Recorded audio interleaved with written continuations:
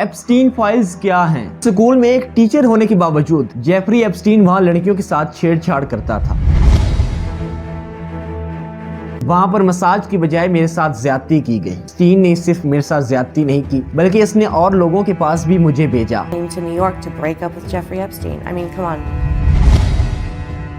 Jeffrey Epstein कौन था, ये सब हम जानेंगे अपनी इस वीडियो में।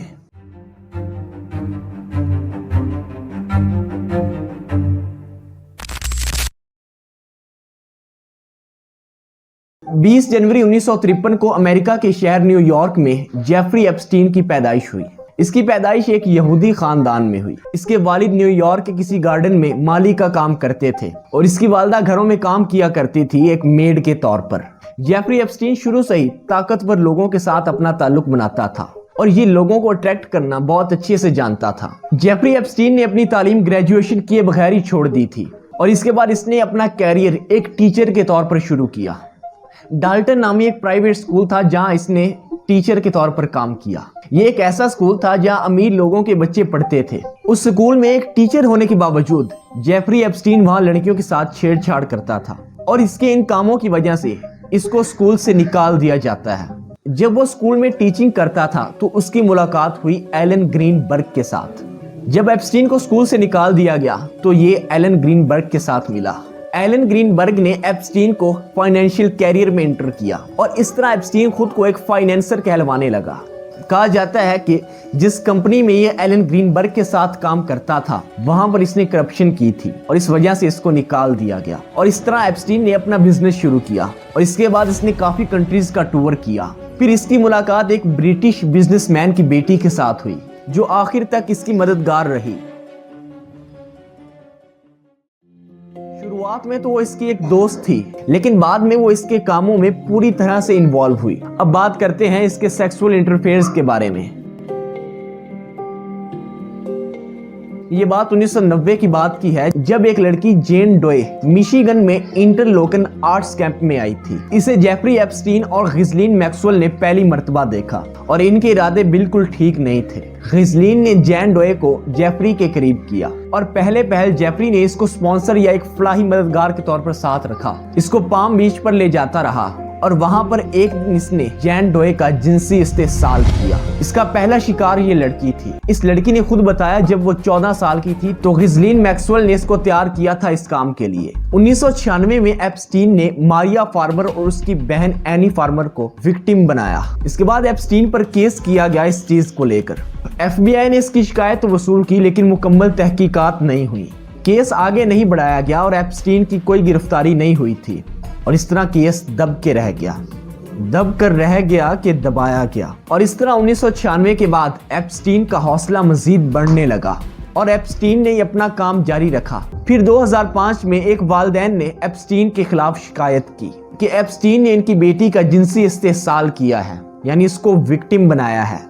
उस लड़की के पेरेंट्स ने बताया कि इनकी बेटी को एप्स्टीन ने मसाज के बहाने बुलवाया कि वो इनको $200 से $300 देगा, लेकिन उसने हमारी बेटी को शिकार बनाया। जब उस लड़की से इन्वेस्टिगेशन की गई तो उसने 2 और का पता दिया कि एप्स्टीन ने इन 2 लड़कियों को भी शिकार बनाया है। जब उन 2 से पूछा गया तो उन्होंने 2 और का बताया और इस तरह 4 से 8, 8 से 16 ये पैटर्न बढ़ता ही जा रहा था क्योंकि एप्स्टीन ने 1-2 लड़कियों को ज्यादती का निशाना नहीं बनाया था बल्कि वो सैकड़ों की तादाद में थी। और इस तरह जेफरी एप्स्टीन अवामी सतह पर बेनकाब हुआ और इस तरह 30 से 40 लड़कियों की इन्वेस्टिगेशन की गई जिन्होंने बताया कि इनके साथ जेफरी एप्स्टीन ने जिनसी ज्यादती की है। उनको $200 से $300 का लालच देकर बुलाया जाता मसाज के बहाने और फिर उनको शिकार बनाया जाता रहा। लेकिन एप्स्टीन भी कोई आम बंदा नहीं था। इसके पीछे बहुत ताकतवर लोगों का हाथ था जो इसके काले धंधे में शामिल थे। फिर 2005 में एप्स्टीन के घर पर पुलिस ने सर्च वारंट किया जहां पर उनको बहुत सी तस्वीर, नोट्स और दीगर सबूत मिले और इस तरह एप्स्टीन के खिलाफ सारे सबूत मिल चुके थे और ये सारे सबूत होने के बावजूद एप्स्टीन को सजा नहीं दी गई क्योंकि उसने स्वीट हॉट डील कर ली थी। स्वीट हॉट डील में ये हुआ कि जेफरी एप्स्टीन पर बड़े इल्जामात जो इस पर वाकयातन लगते थे उनकी बजाय छोटे इल्जामात लगाकर मुख्तसर सी सजा एप्स्टीन को दी गई। उसे सजा ये दी गई कि वो 18 माह जेल में रहेगा और इसको वर्क रिलीज दिया गया, यानी 12 घंटे ये दिन में काम कर सकता है बाहर जाके और 12 घंटे ये जेल में गुजारेगा। یعنی دن کے وقت کام کرے گا اور رات جیل میں۔ اس میں بھی ایپسٹین نے 18 ماہ نہیں گزارے بلکہ 13 ماہ گزار کر آزاد ہو گیا۔ جو بڑے الزامات تھے جو ایپسٹین پر لگتے تھے، اگر ان کی بنیاد پر ایپسٹین کی سزا کا فیصلہ کیا جاتا تو ایپسٹین کو عمر بھر قید ہو سکتی تھی یا بہت لمبی قید ہو سکتی تھی، اور یہ معاملہ فیڈرل کورٹ تک جانے ہی نہیں دیا گیا بلکہ اس وقت کے پروسیکیوٹر الیگزینڈر اکوسٹا نے اس کو خود ہی حل کر لیا۔ ہو سکتا تھا کہ یہ سزا بھی ایپسٹین کو نہ ہوتی اگر دباؤ نہ ہوتا۔ جب جیفری ایپسٹین آزاد ہو گیا تو 2009 میں ایک لڑکی ورجینیا جوفرے نے ایپسٹین اور غزلین میکسویل پر الزامات لگائے۔ اس نے بتایا کہ وہ فلوریڈا پام بیچ پر ٹرمپ کے کلب مار آ لاگو میں ایک سپا اٹینڈنٹ کے طور پر کام کرتی تھی، جو مہمانوں کا ویلکم کرتے ہیں اور مینجمنٹ کا خیال رکھتے ہیں۔ اس لڑکی کو غزلین میکسویل نے اپنے جال میں پھنسایا۔ اس کو کہا کہ کیا تم $200 سے $300 کمانا چاہتی ہو؟ تو اس نے کہا ہاں میں کمانا چاہتی ہوں، اور اب تک میں نے جتنی لڑکیوں کا ذکر کیا ہے وہ بیچاری غریب گھرانوں سے تعلق رکھتی تھی جو خود کچھ کرنا چاہتی تھی اپنے خاندان کے لیے۔ تو ورجینیا جوفرے نے غزلین کو کہا کہ ہاں میں کرنا چاہتی ہوں، تو اس نے کہا کہ تمہیں ایپسٹین کی مساج کرنا ہوگی۔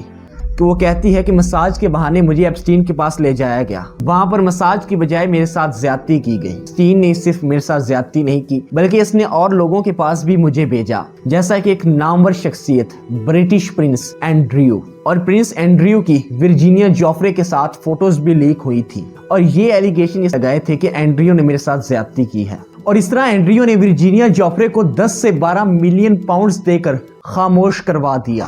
جب یہ الزامات جوفرے نے ایپسٹین اور غزلین پر لگائے تو اس کے بعد 2015 میں غزلین میکسویل نے اس کی مزاحمت کی کہ یہ جھوٹ بول رہی ہے، ایسا کچھ بھی نہیں ہوا۔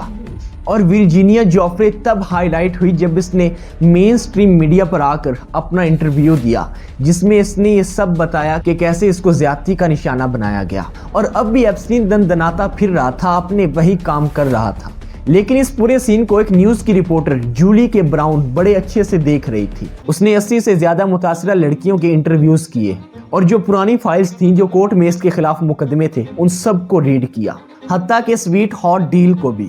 اور پھر نومبر 2018 میں جولی کے براؤن نے میامی ہیرلڈ اخبار کی طرف سے ایک تحریر شائع کی جس کو پرورشن آف جسٹس کا نام دیا گیا، جس میں اس نے ایپسٹین کے کرتوتوں کا، سویٹ ہاٹ ڈیل کا اور متاثرہ لڑکیوں کا سب کا ذکر کیا، اور کس طرح الیگزینڈر اکوسٹا نے ایک ڈیل کے ذریعے یہ سارا معاملہ بند کیا، اور کس طرح انہوں نے باہر ہی باہر ڈیل کر کے ایپسٹین کو بچایا تھا، اور یہ بھی بتایا کہ اس ڈیل کی متاثرین کو اطلاع نہیں دی گئی۔ جب یہ رپورٹ پبلش ہوئی تو ایپسٹین کا سارا بھانڈا پھوٹ گیا، اور اس کے بعد عوامی دباؤ اتنا بڑا کہ جیفری ایپسٹین کو گرفتار کر لیا گیا، اور اب جیفری ایپسٹین جیل کی سلاخوں کے پیچھے تھا۔ 10 اگست 2019 کی صبح کو تقریباً 6:30 بجے جب جیفری ایپسٹین کے کمرے کا دروازہ کھولا جاتا ہے تو جیفری ایپسٹین ان کو مردہ حالت میں ملتا ہے کیونکہ اس نے خودکشی کر لی تھی، یہ سرکاری رپورٹس کا کہنا ہے۔ اور اس طرح ایپسٹین کی موت ایک کنٹروورسی بن گئی، اور اس کے بعد لوگوں نے ایپسٹین فائلز کا مطالبہ کیا۔ جب 2024 میں ڈونلڈ ٹرمپ الیکشن لڑ رہے تھے تو انہوں نے کہا کہ جب میں پریزیڈنٹ بنوں گا تو میں ایپسٹین فائلز کو پبلش کرواؤں گا۔ پھر جیسے تیسے کر کے بعد میں ایپسٹین فائلز کو ریلیز کر دیا جاتا ہے، اور اس میں جو مشہور سیلیبریٹیز کا ذکر ملتا ہے ان میں Donald Trump, Elon Musk, Bill Gates, Stephen Hawking, Ghislaine Maxwell اور اس طرح بہت سی دنیا کی نامور سیلیبریٹیز کا ذکر ان فائلز میں ملتا ہے، اور کہا جاتا ہے کہ ٹرمپ بھی اس کے اس نیٹ ورک میں شامل تھے۔ اور ڈونلڈ ٹرمپ کے بارے میں ہے کہ ان کو جیفری ایپسٹین کہتا ہے کہ ٹرمپ ایک ایسا کتا ہے جو نہیں بھونکا، اور ایپسٹین فائلز میں ٹرمپ کا ذکر بہت زیادہ ہے۔ ایلون مسک جو اب تک کہتے تھے کہ جیفری ایپسٹین نے ان کو دعوت دی تھی لیکن میں نے اس سے ڈینائی کر دیا، تو ان کے بارے میں ایپسٹین فائلز میں ملتا ہے کہ یہ ایپسٹین سے پوچھتے ہیں کہ میں کب آپ کے بیچ پہ آؤں، تو وہ ان کو ڈیٹ کے بارے میں بتاتے ہیں، اور ایلون مسک ان کو بتاتے ہیں کہ میں اپنی بیوی کے ہمراہ آپ کے پاس آؤں گا۔ اور برٹش پرنس اینڈریو جن کا ورجینیا جوفرے کے ساتھ مسئلہ تھا ان کا ذکر بھی ایپسٹین فائلز میں ملتا ہے، اور اس طرح بہت سے نامور لوگوں کے نام ہیں جو ایپسٹین فائلز میں شامل ہیں۔ اور آگے آگے دیکھو ہوتا ہے کیا، برائی کا انجام ہمیشہ برا ہی ہوتا ہے۔ ابھی مکمل ایپسٹین فائلز ریلیز نہیں ہوئی، اور بھی ایپسٹین فائلز باقی ہیں۔ جو میں نے چیزیں بیان کی ہیں ان کے علاوہ بھی بہت سی چیزیں ہیں، اور وہ چیزیں بہت دل خراش ہیں۔ انشاءاللہ پھر ملیں گے ایک اچھی نئی ویڈیو کے ساتھ، تب تک کے لیے والسلام یا حبیبی۔